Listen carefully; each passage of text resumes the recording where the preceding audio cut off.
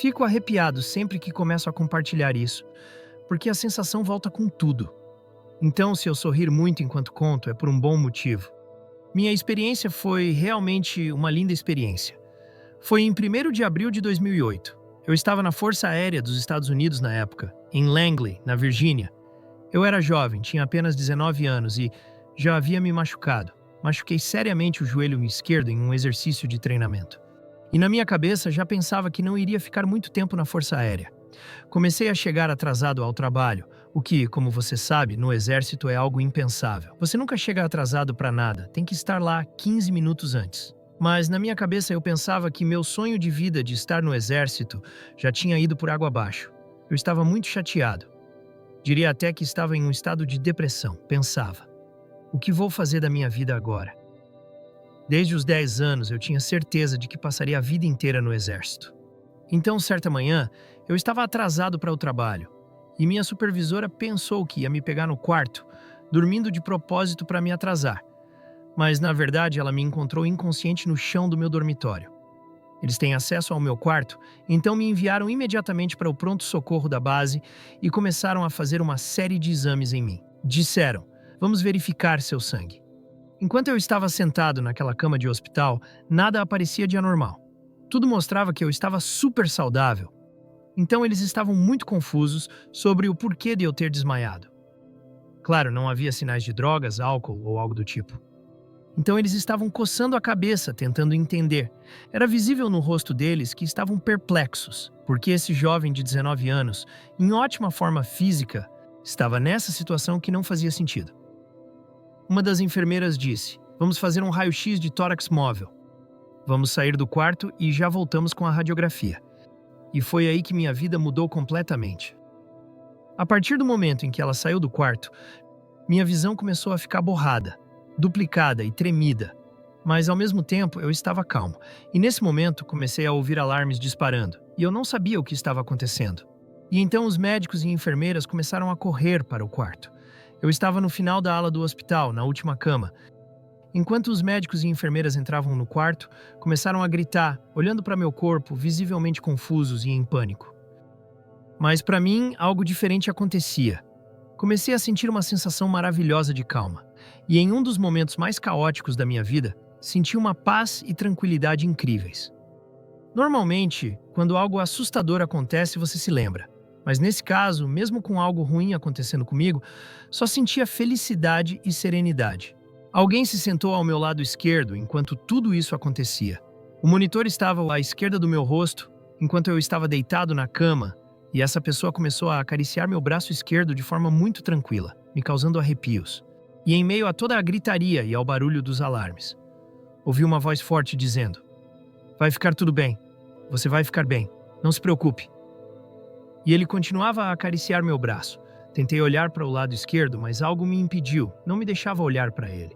E mesmo no caos, essa voz calma disse, vai haver muita dor subindo pelo seu braço, há ar subindo até o seu coração, e isso vai causar muita dor, mas tudo vai ficar bem. Naquele momento, comecei a olhar para os enfermeiros e médicos acima de mim, e eles estavam me observando morrer. E mesmo assim, quando deveria estar com medo, eu apenas senti que tudo ficaria bem e estava confiante nisso. No último segundo, tentei me virar de novo, enquanto a dor subia pelo meu braço. E era extremamente doloroso, e até hoje lembro dessa dor. O que aconteceu foi que eu estava sofrendo uma embolia gasosa. O ar acidentalmente viajou pela minha linha intravenosa, indo diretamente para o meu coração para pará-lo. Tentei olhar mais uma vez para a esquerda, tentando ver quem estava acariciando meu braço. E naquele momento, o monitor do hospital ficou completamente plano, e eu me vi morrer. A partir daquele momento, meu corpo começou a se mover para cima. Não foi como um túnel, como algumas pessoas descrevem. Para mim, parecia que eu estava sendo girado, quase como um tornado, com coisas circulando ao meu redor. Eram figuras lindas, que eu descreveria como anjos, seres de luz. Havia risos e música, e a música era difícil de explicar, mas soava como sinos, quase como sinos de igreja tocando. De repente, me vi diante do jardim mais lindo que já vi. É difícil de descrever, porque não temos essas cores aqui. Temos belos tons de verde, mas esses eram verdes vívidos, de uma intensidade que não consigo reproduzir. Eu olhava para esse jardim com plantas e árvores. Era um lugar maravilhoso, que transmitia uma sensação de paz. Me lembro de ver alguém usando um manto, um homem com um manto, e havia um garotinho com cabelos loiros encaracolados, quase vermelhos de tão loiros. Eu observava esse homem e a criança brincando nesse jardim. E antes que eu percebesse, meus pés estavam firmemente plantados no chão, e eu podia sentir a terra e as lâminas de grama nos meus pés. Não era como um sonho, onde você lembra das coisas, mas não sente necessariamente. Eu podia sentir meus pés enterrados na terra. Enquanto eu assistia, o garotinho ele estava brincando de correr com um homem. Ele era travesso, corria e olhava para trás. Havia uma relação tão bela entre o homem e o garotinho. E conforme eu me aproximava, comecei a perceber que aquele garotinho era eu. Então, enquanto observava o menino se divertindo muito, brincando e rindo, o homem de manto branco se virou para mim. Fiquei completamente chocado, porque, sem questionar, para mim era Jesus. Digo isso com certa hesitação porque ele não se parecia com a imagem que cresci vendo. Não era como as fotos ou esculturas que costumamos ver nas igrejas ou nos altares. Mas com a mesma certeza que sei que minha mão esquerda é minha mão esquerda e minha mão direita é minha mão direita, eu sabia que estava cara a cara com Jesus. A imagem mais próxima que eu já vi, que para mim é como uma fotografia, foi desenhada por uma garota muito jovem na época.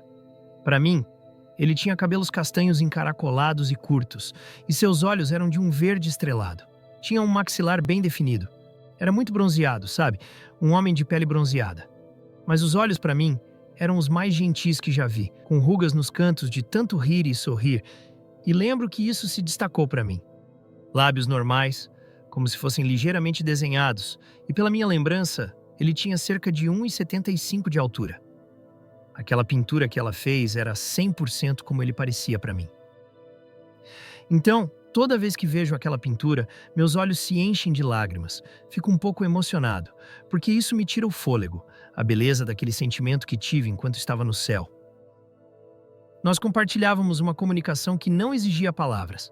Estávamos conversando de uma forma não verbal, aprendendo tantas coisas sem precisar usar sons ou palavras. Ele me olhou e, sem dizer uma única palavra, transmitiu a mensagem. Volte e compartilhe amor, risos, luz e alegria. Olhei para aquele garotinho que estava se divertindo imensamente e percebi que a lição que recebi ali era sobre encontrar alegria. Rir e descobrir a felicidade são coisas tão subestimadas. Todos nós vivemos vidas muito ocupadas. Sabe, pensamos nas pessoas que trabalham em um emprego das 9 às 5 e é realmente difícil para elas encontrarem muitos momentos de risadas durante o expediente. Essa foi a maior lição que tirei da experiência. E, sem muito tempo para dizer mais nada, ele olhou para mim e disse: "Você tem que voltar agora." E eu estava bem com isso. Por mais lindo que fosse aquele lugar, o jardim, me vendo como um menino e tendo aquela conversa com Jesus, eu estava pronto para voltar. Sentia que ainda tinha muito a provar, muito a compartilhar, a ensinar e muitas coisas para amar que eu não tinha valorizado enquanto estava na Terra originalmente. E antes que eu percebesse, estava de volta ao meu corpo. Quando acordei, no início pensei que fosse um sonho. Tentei abrir os olhos, e sabe quando você está tendo um sonho incrível e fecha os olhos de novo pensando: só mais um minuto. Mas, uma vez que percebi que não era um sonho e que eu realmente tinha que estar de volta ao meu corpo, entendi que a experiência foi real. Abri meus olhos e logo percebi que não estava mais na base da Força Aérea, onde havia morrido.